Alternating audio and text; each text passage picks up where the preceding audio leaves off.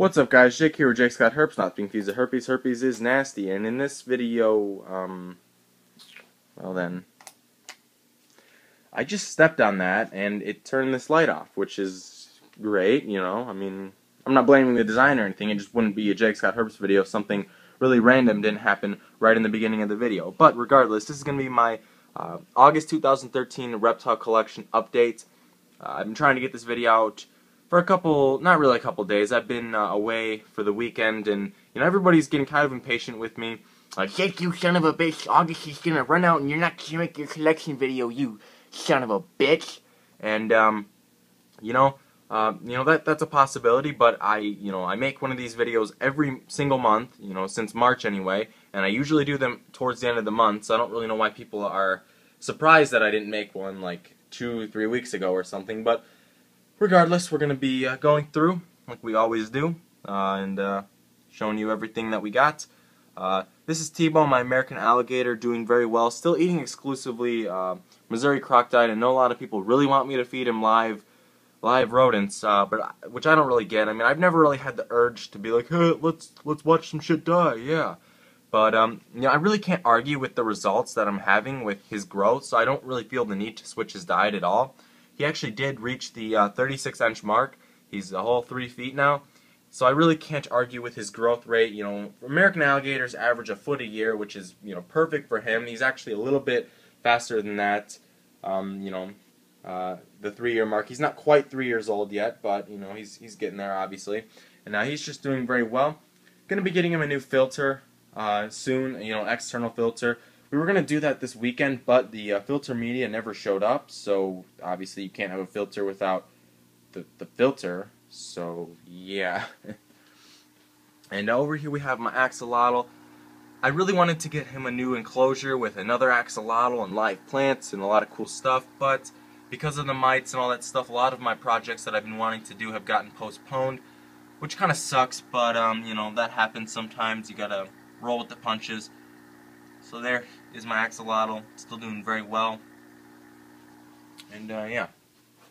Over here we have my live planted firebelly toadviv, and still looking pretty nice. I don't know why the river system's not currently working. I think I just don't have enough water in here that the filter can like pull up. So just have to add a little water and that'll be ready to go. This has happened before, not too surprised. But there's one of my firebellies. Let's see. There's another one up in the corner there, so you can see. And I'm not quite sure where the third one is. I just saw him like 2 seconds ago, but now he's hiding, so, it's all fair game, I guess. And over here we have my live planted crested gecko viv. There's my crested gecko right there. This tank is more or less the same, nothing too different about it. We still have the creeping Jenny, the pothos, all the decorations, cork bark, all that kind of stuff. I have this green moss, but I'm going to be getting rid of it because it seems like a poor design in my opinion, this kind of moss specifically, because like moss is meant to hold in moisture. That's kind of like the purpose of it in, a reptile tank. And when it gets wet for a prolonged period of time, it gets really moldy, like really fast, which is kind of a poor design in my opinion. So I'm going to be getting rid of that. But other than that, my crested gecko is doing very well. Still a very, very pretty gecko. A little bit skinny. Doesn't really eat crested gecko diet a whole lot. Eats, crickets and mealworms and all those kinds of things. All the inverts very well, but not so much with the crested gecko diet, which is kind of unfortunate. We're going to have to make some adjustments there because crested geckos need fruit in their diet, whether it be from crested gecko diet or some kind of fruit like a mango, any kind of tropical fruit's good. But yeah, so now we're going to go upstairs to the rest of my collection. And just like that, we have teleported upstairs through the power of computers that actually have editing software, so that's awesome. And these are the turtles, and one thing I don't like about turtles, even though I like turtles, I like turtles, the only thing I don't like is that they're really dirty. I cleaned this tank yesterday, all the water completely gone, and look at it now. One problem with that, obviously, it comes from this filter. Decorative filters kind of suck. They don't really do a whole lot. They don't work as well as other filters, and a lot of crud gets stuck behind and it gets kicked out and stuff. But anyway, this is Dan, the painted turtle. He's pretty awesome. This is TK, a yellow belly cooter. There's another little cooter right there, and the Mississippi map turtle is back there. He's getting really big. Like, I don't know if you guys remember, but the map turtle and this cooter used to be almost the same size, and now the map turtle is quite a lot bigger, so that's pretty cool. There's Turbo, one of the Cujos. Hey, buddy. And there's Bean, another Cujo. And there's Pumpkin, Bunny Rabbit, and I really like small mammals and stuff, which is part of the reason why I always talk about why I don't really like live feedings on YouTube. But I can make a whole nother video about that, so I'll save that rant for some other time. These are two more turtles. This is Franklin, the razorback musk turtle. Pretty cool. I also cleaned this tank yesterday as well. It was hard to get some of the algae and stuff off, so that stuff didn't really come off too well. But, you know, all the main floating chunks and stuff were gone. And that is Dario, a red-eared slider. He's pretty cool. And in here is Maggie, the Herman's tortoise. A lot of you guys really like her, and I do too. She's awesome. Tortoises are really cool, and you know, they make pretty good pets, except for they live a really long time, and sometimes they need a specific diet, so they're not really suitable for everyone. Like, if you plan on properly taking care of a tortoise, it should outlive you, and you're going to need somebody else at some point in your life to take it when, you know, you're dead. So, but other than that, tortoises are awesome, and she's doing very well. Still eating Missouri tortoise diet, which is a really good diet. I love the Missouri diets. They last a really long time, and you know, they have good results, as you can see. And I'm going to do the inverts in an invert collection video. I didn't really do one for this month because I didn't feel like I really wanted to that much. I don't know. I know people like the inverts, but it wasn't really on my list of videos that I really wanted to make, so sorry for that. I'll make one for September for sure, though. In here are my leopard geckos. I know I don't keep a lot of really common reptiles like, I don't know, bearded dragons or, you know, whatever else, but I really love the leopard geckos. This is kind of how I got started with reptiles. You know, I came in with the leopard geckos, and I'm gonna go out with the leopard geckos. And no, not like on a date, pervs. But this is Patrick, leopard gecko, and SpongeBob is probably in his usual hiding place in here. I need to do like an update for these guys at some point, just them, because a lot of people really want to see the geckos. And they're really cool. I really like them a lot. And I'm not using the light on my camera for this video. I'm wondering if you guys like that or if you don't like that. You know, let me know what you think, because you can't see in like the little dark little like cavern in there without it. But I like it because it doesn't get a big glare on the glass. But you know, let me know what you guys think.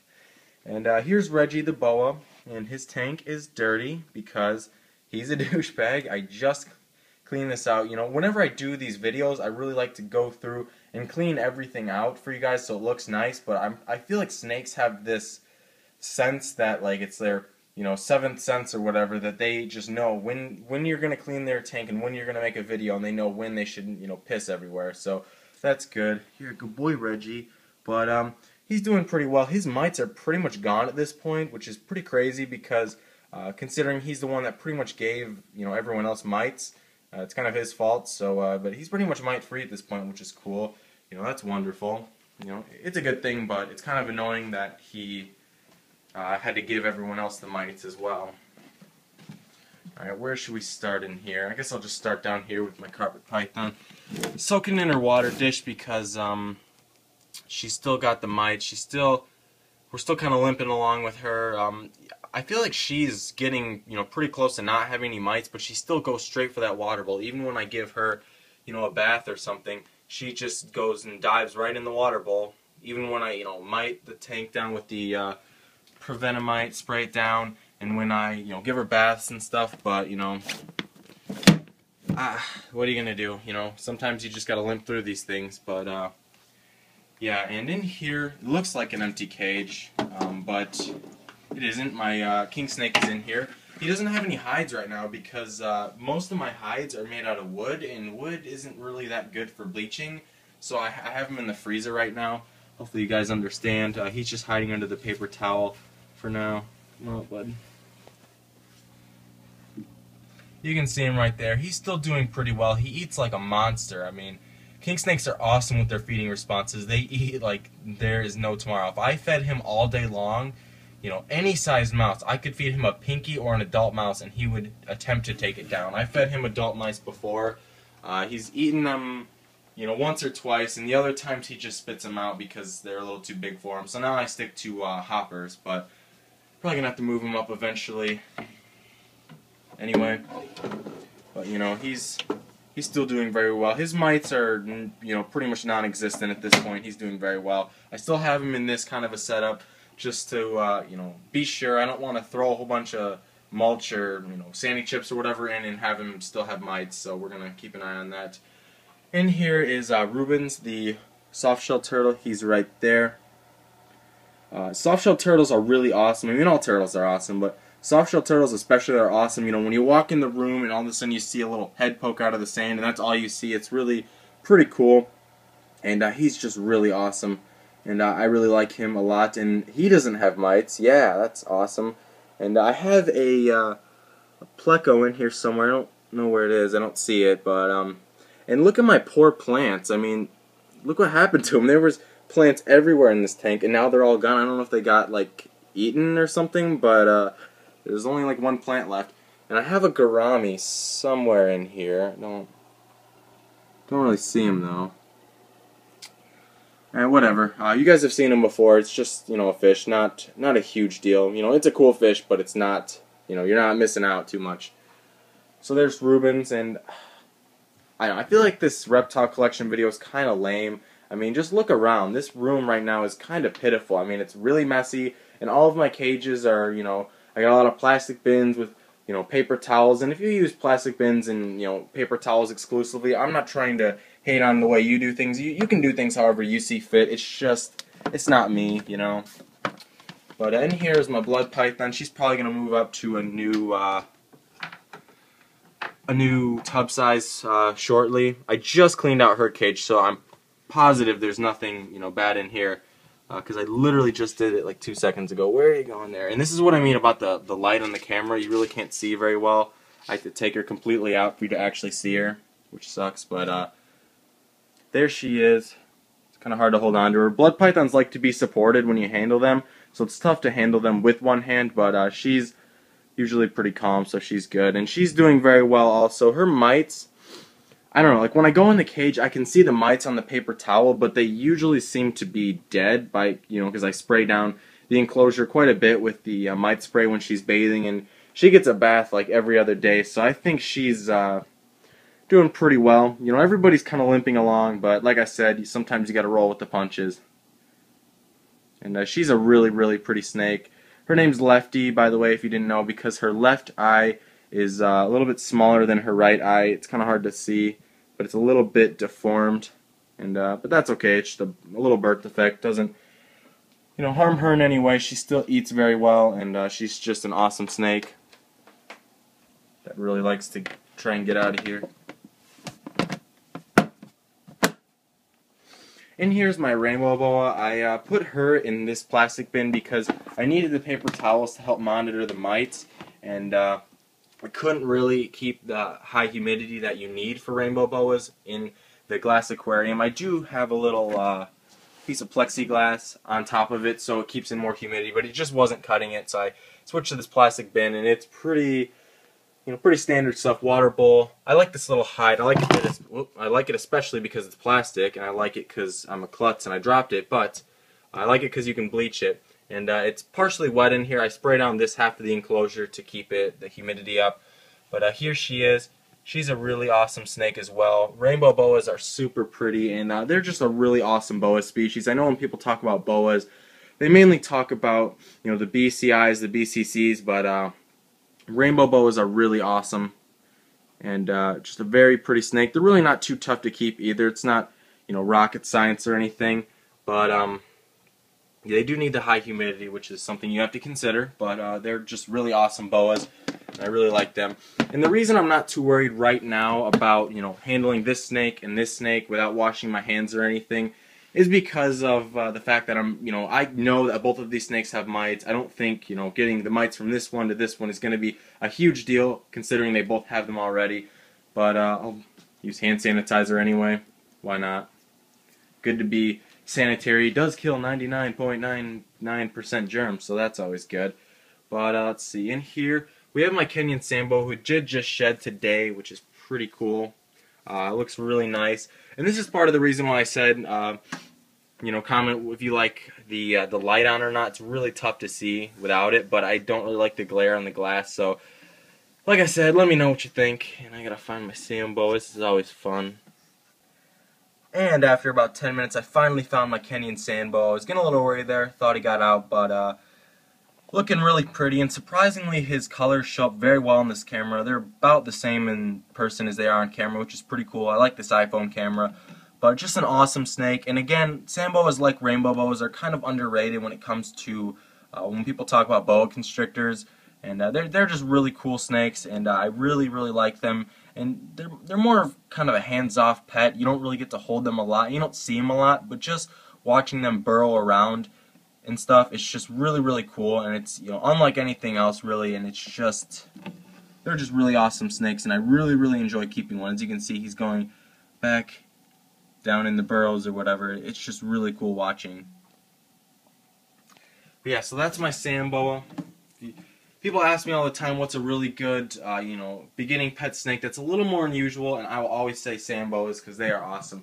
And I did turn on the light for this part of the video because I didn't really like it without it, but this is Eleanor, my Argentine black and white tegu, doing very well. She's getting huge. I mean, she's getting a little chunky. We may have to slow down with the feeding for her because she is an eating machine. She can be kind of a little bitch sometimes. I mean, when I open up this cage, she's ready to go. She will bite me and go after me, but as soon as I get her out, she's alright. But I would rather take a tegu that eats as well as her over one that's really calm but doesn't really eat very well, because I've had so many headaches with snakes not eating in the past that just the fact that she eats pretty much anything I throw in there is great. If you guys haven't seen my tegu feeding montage yet, you can check it out. I'll put a link to it in an annotation right now, because it's pretty cool watching her eat so many different kinds of foods. And even since then, I fed her things like lamb and Missouri tortoise diet and different kinds of fruits and a lot of cool stuff. And as you can tell, her enclosure is a little bit different. One of my goals with keeping a tegu is to try and vary the enclosure as much as I possibly can with just things that I have. I have a lot of supplies and stuff, and that I can just kind of throw in and mix around every so often, just to keep her more interested, because I can imagine being stuck in a box all day would make her kind of bored, and I like putting in more things to stimulate her. So I'll just run you through all big on there, but I'll run you through her enclosure. She's got her new substrate is a mix of organic, non-fertilized, insecticide, any of that stuff, topsoil mixed with cypress mulch so she can burrow a little bit better. There's two little PVC tubes that she can go down and burrow in, kind of like a pre-made burrow. There's one of the hides there. She's got a whole bunch of these fake cannabis plants, so she's clearly a stoner. I mean, look at that. Look at that tegu. Clearly high. But a little piece of cork bark. And there's the water dish. I can't keep this water dish clean for anything. She will drink a little bit of water and then fill it with dirt or bury it. I'm surprised it's not completely underground at this point, but that's just one thing you have to deal with having a tegu. And I think the enclosure looks pretty nice, except the front is kind of dirty because, that's what it is. It's dirt, because that's, part of the substrate. And, when she's burrowing around, she kicks it up on the glass and stuff, which is something I can't really help, but, whatever. And she's doing very well also. I want to get her enclosure like this, a 4x2. She doesn't really need it. I mean, I'm sure she could stay in here longer. I'm sure there are people out there who would keep her in here longer, but I want her to have an enclosure like this. I feel like with all this space to move around, she would do extremely well. No, I'm not talking about this exact enclosure. I know somebody's going to bring that up in the comments, so figure I'll say that now. But yeah, there's Eleanor. Really awesome tegu. One of my favorite reptiles that I own, very quickly. Tegus are just, they're amazing animals, and they're really unlike anything else. It's really an experience like no other, but yeah, so there she is. And last but not least, here's Jerry, the leopard gecko, my very first reptile I ever owned. I got him for Christmas like 9 or 10 years ago, and he's just doing extremely well. back when I got him, you know, leopard geckos were only estimated to live like 8 to 10 years. But now there's information out there that says they can live longer than that, which is pretty cool. And I think he's proven that. You know, he's obviously withstanded the test of time. He still looks extremely healthy. He doesn't eat a whole lot anymore, especially in his old age. I mean, he doesn't eat a whole lot, and he maintains his very, very thick size without eating as much as, you know, a younger gecko would. But just an awesome gecko, and you know, without him, I wouldn't have any of the herps or inverts that I keep now. So you know, I thank him for that, and I mean, I don't know what I'm gonna do without my leopard gecko Jerry, because he's my pride and joy. You know, I love this gecko, and he's just amazing. So hopefully you guys did enjoy this update. I know it wasn't the greatest in terms of, you know, enclosures and setups and stuff like that, but you know, we're still carrying on. We're still trying to make everything better with the mites and all that stuff. So hopefully you guys enjoyed the video. If you did, please leave a like. It helps me out tremendously. And I will see you guys later. Peace.